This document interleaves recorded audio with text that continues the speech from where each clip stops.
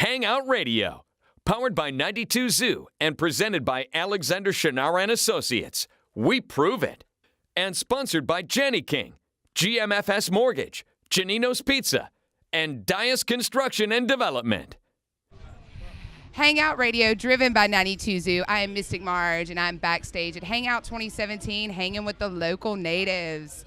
What's up, guys? Hey. Hey. Is this y'all's first time at Hangout? First time, yeah. Yep. Y'all just played on the BMI stage. Yeah. So what do you think? It's great. It was really awesome just to see we've never played like right on the beach. So It's that's pretty amazing. And this is the first festival ever that did that. Yeah. Look, it's hot, it's sweaty. We all look like we're in a movie, A Time to Kill, you know. I feel like a cooked turkey, It's good Steamed for cookie. you. a steamed cookie. Like a steamed Turkey. cookie. Steamed cookie. Cookie turkey. Get those toxins out. We all need to do it sometimes, Yeah. right? Yeah, right. I know I do. So you guys had an album come out last year, Sunlit Youth. Big fan of it. We played on the radio station. Thanks. It's a little happier than Hummingbird. You would agree? And y'all traveled a lot making the album, correct? Yeah. So where did y'all all go?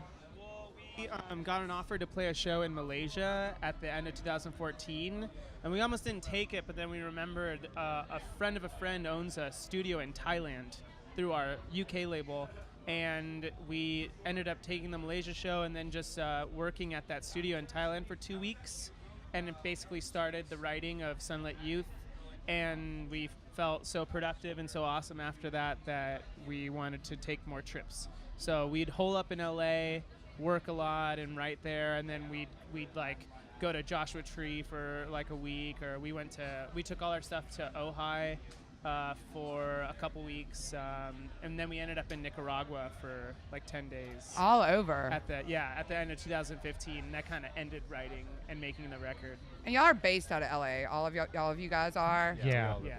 Well, I think you hear a lot of that in your album.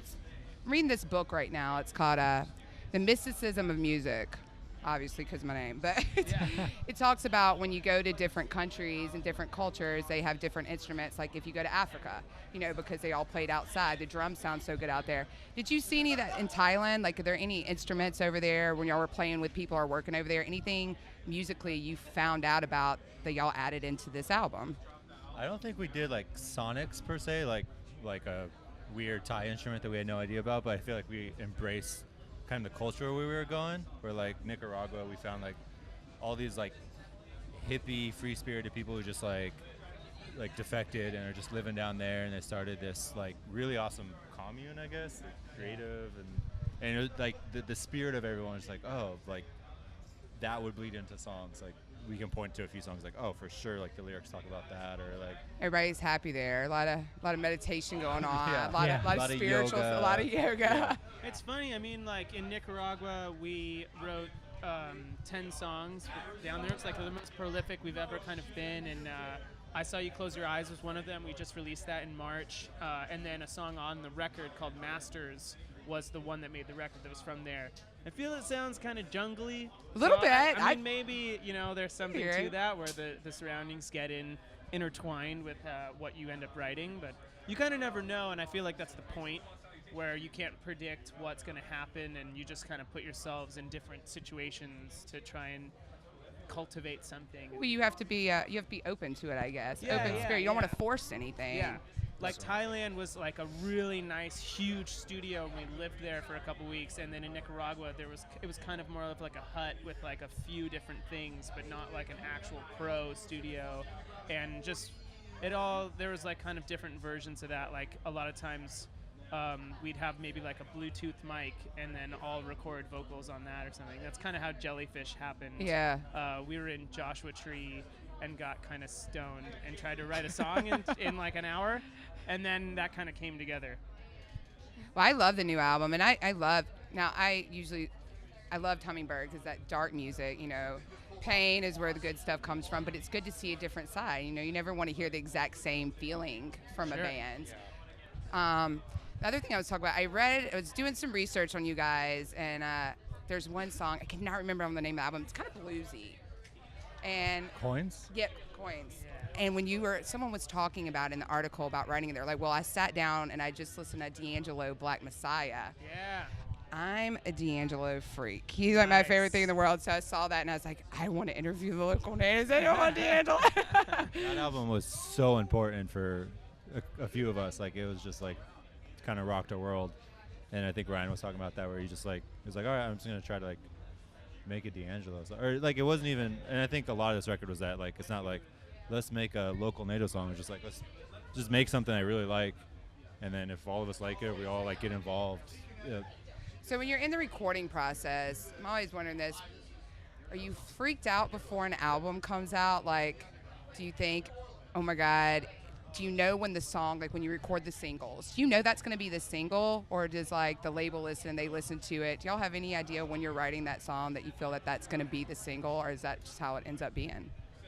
It's more like in the 11th hour that maybe you can have any inkling as to what might be like one of the first things you put out, but I mean it's kind of after it's done. After the usually, whole yeah. album's done. That's never really like on our minds when we're like writing music and like in the midst of it kind of thing. It's just it's definitely kind of more of an afterthought, I guess.